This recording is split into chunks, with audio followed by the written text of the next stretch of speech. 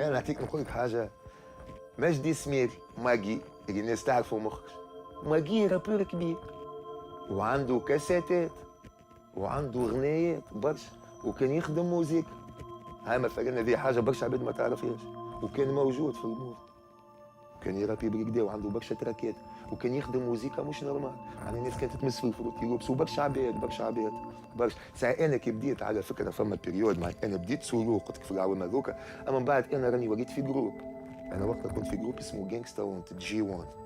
من غادي بديت الحكايه بالصحيح. من غادي نحن تلمينا 3 من الناس ومن بعد ولينا 4. وقتها وين حطيت في كادر صحيح.